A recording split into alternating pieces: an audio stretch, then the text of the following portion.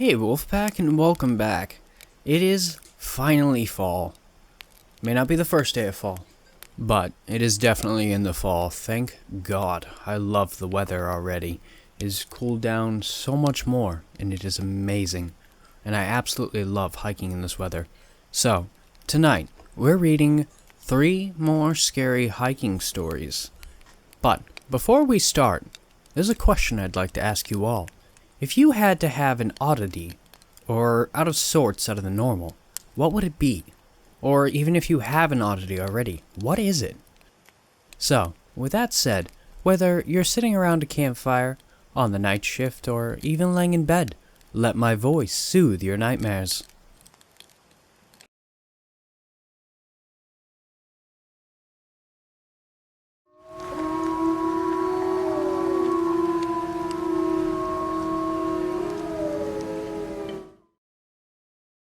The following has been transcribed from an audio blog that was posted by an individual in the recording.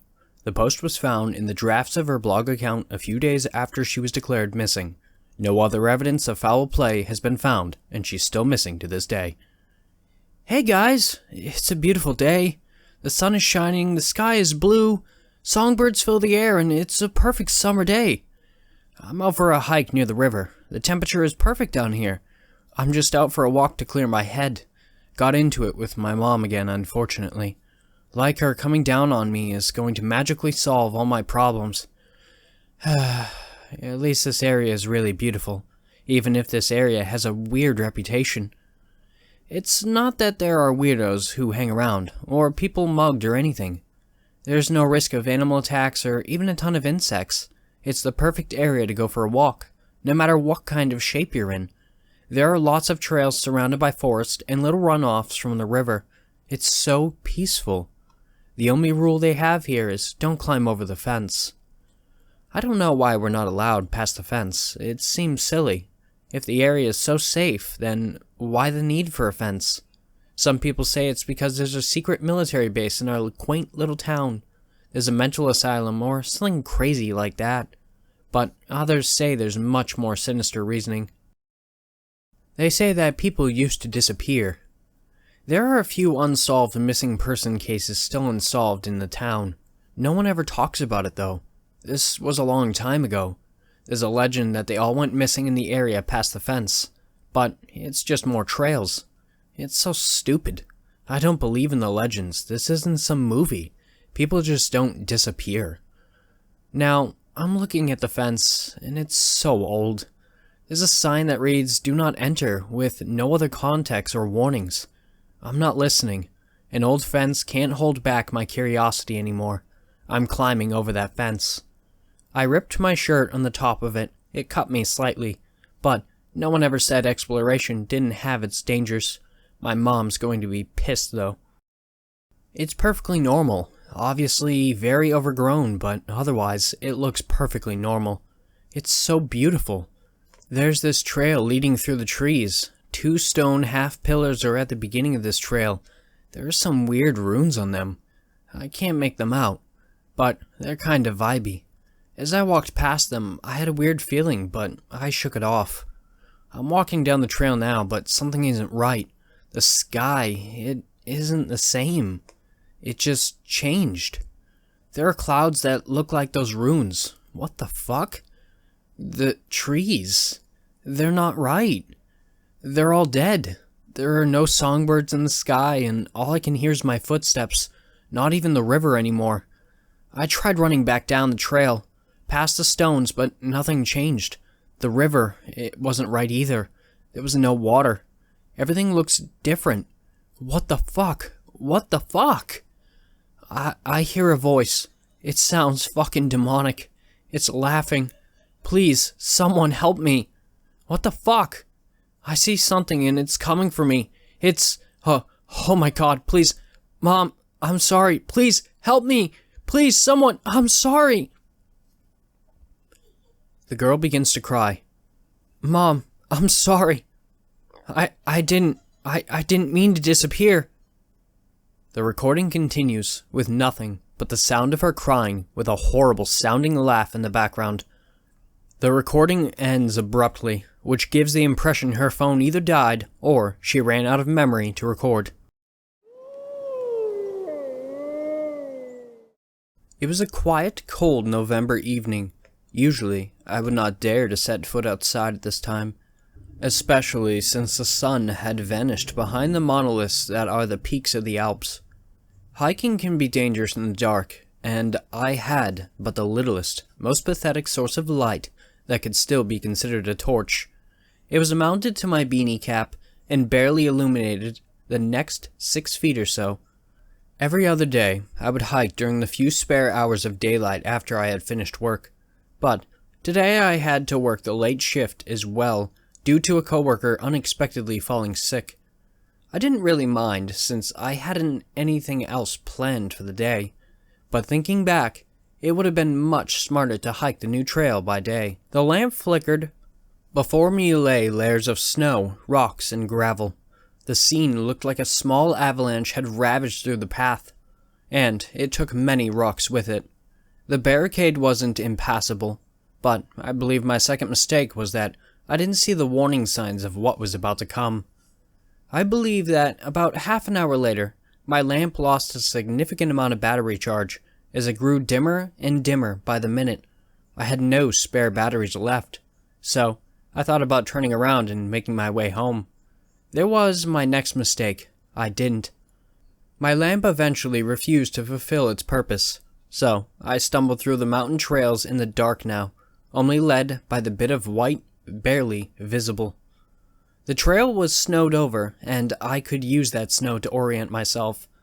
To the left was a handrail, to the right was a steep incline. Both would eventually assure that I would not trip and fall to my demise, multiple times in fact.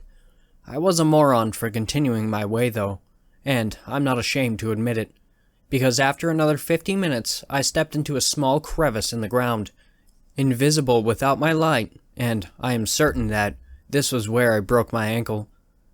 I fell to the side, and the sudden rush of pain and the loud cracking noise immediately made me fear for the worst, and the confirmation that it was indeed fractured led me down many paths of insane assumptions. At first, I believed that I would be bleeding, because the blood pressure in my foot was rising, and I could feel every pump of my fragile heart. The place where it fractured became really warm and swollen, and by now, I was bleeding quite a bit. I had to stop the bleeding by wrapping my foot in my scarf, which would prove to be an excellent bandage.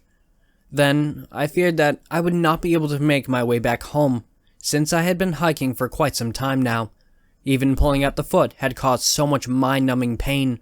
How would I walk like this for approximately 2.5 hours back? I was walking for almost 3 hours now, and I still had not reached the area with the avalanche yet. Snow was falling from the sky, and so did on some occasions hailstones. I used the hand railing for extra stability, but it didn't help me too much. It must have been way past midnight now, while the sun still was hours from rising. I knew it. I had reached the area of the avalanche, and some terrible trouble passing by. While I did manage to cross it, I looked up to the place of origin. A large piece of snow was missing from an overhanging some 60 or 70 feet above me. On its way down, it must have hit more than just a few rocks though, as now I took my time to actually observe the pile of snow. It contained human remains. I had left my phone at home that day, which also explained why I was not able to call an air ambulance to my position, but neither could I report the untimely passing of a fellow hiker. Did I already mention that I made some really stupid mistakes? Well, I made another. I was sure that the body has not been here before, because I did not remember seeing it the first time I passed. I came closer to observe it, when suddenly its hand started reaching for me. I kind of ran. Mind you, I was in massive shock both from the pain and the arm. The person was more than clearly dead, because a large rock had obliterated its cranium, and the limbs were all contorted, yet it's moved its arms and almost managed to touch me. Running was not easy. Sometimes I lost grip on the railing and almost fell. Sometimes I hit the ground too hard with my broken ankle, but I had to make sure I put as much distance between myself and the body as possible. I kept looking back, but my gaze only met with the vast emptiness of the snow and my own bloody trail of footprints. Had I fantasized all of this? Was this just a hallucination created by the massive loss of blood? I could see a light. Somebody was walking towards me and they had light. I started yelling, and as they saw me, they froze. Probably 20 feet before me stood an elderly woman who had the biggest look of pure terror and distress on her face that her facial muscles had allowed her to have. As she slowly started to point behind me, I turned my head and locked eyes with a large, dark, hunched-over figure. Well, locked eyes would be an exaggeration. The figure had no real head. Whatever was left in that smashed visage could only be described as looking into the pits of hell, if they were compromised of human bone and flesh, for it had the most mangled body I have ever seen. The woman started to yell some incomprehensive words as everything went numb. A large, hard object previously obscured by the figure's coat had been swung at the side of my head with a force greater than any I had ever felt, and my eardrum on the corresponding side ruptured, just one of many more injuries I sustained. I fell, and frankly, don't remember anything that followed. I awoke in a cabin. I was positioned in an armchair, wrapped in warm blankets, and had my feet put in a tub of warm water. The fractured foot had stopped bleeding, and stained the tub and some towels beside it in a dark shade of red, reminiscent of the red velvet cake that was sitting on a platter to my right. The old lady I had seen earlier was sitting in a different room, facing an old television, likely asleep. As I looked back at my foot, I realized that my head didn't hurt anymore, and as I raised my hand to inspect the wound, I realized that there was in fact no wound at all. My eardrum was still hurting though, but there was no blood. No shards of bone, no clumps of flesh protruding from my skin. It seemed as though it had just vanished. After a while, the lady woke up. She saw that I was awake too and came to where I sat. She calmly explained to me that she had observed me going up into the Alps, but never saw me coming back. So, as she was worried I could have gotten hurt, she started her ascent a few hours later to look for me. She said that she found me, half buried beneath a large pile of snow. I looked as pale as a corpse, because I had lost a lot of blood that day. Although, after questioning her, she said there was not a trace of any other person. I was lucky that she had been a nurse before she retired, else she would not have handled my injuries with such ease. I noticed a large photograph on her wall. The man that was pictured had similar clothes to the corpse I hallucinated in the snow, so I asked her about it. The same expression of pure terror and panic overwhelmed her. The man I had been sure I had seen was her husband. He died to an avalanche 25 years ago. His body has never been found. Hikers claimed this region of the Alps to be haunted, and that they are plagued by sightings of a body in the snow. These sightings became drastically more common during or after an avalanche had struck.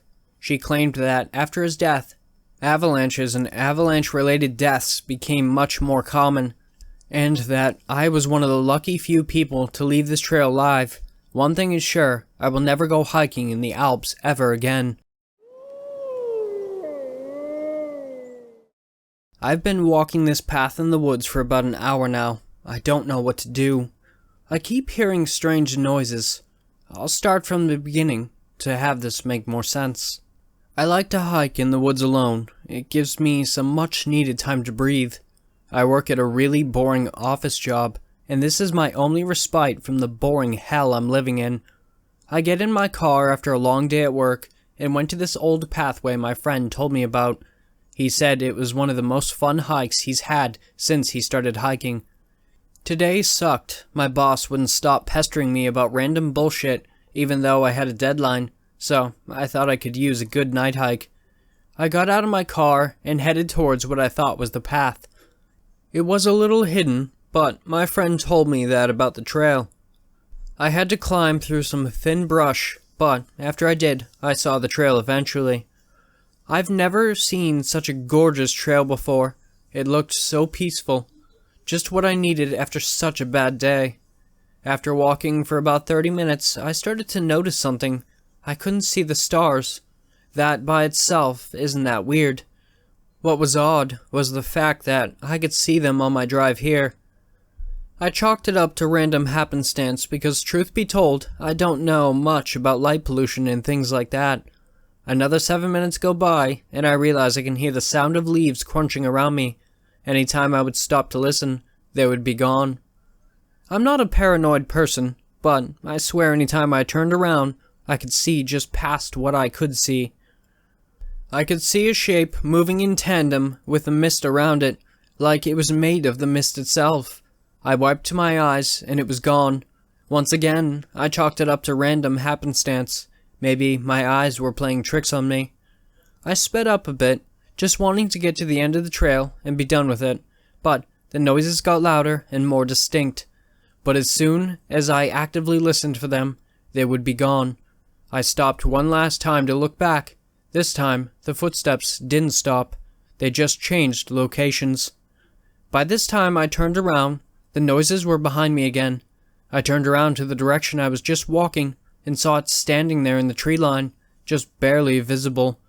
I quickly turned back around and started to walk in the direction of my car. I couldn't really explain what it looks like. I didn't get a clear look at it. The fog and the fact of how far away it was obscured it.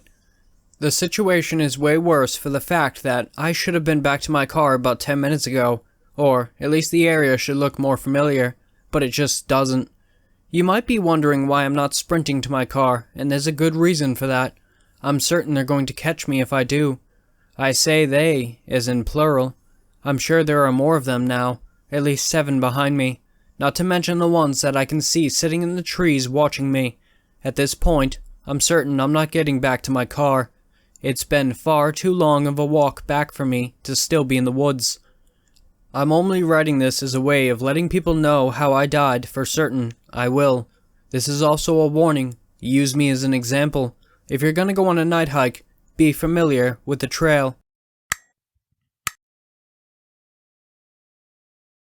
Thanks for listening, Wolfpack. If you want to submit your own story, the links for my email and subreddit will be down below. I've also created a Discord, so if you want to join that, the link will be in the description down below as well. Don't forget to like, share, and subscribe. And with that said, have beautiful nightmares, and I will see you next time.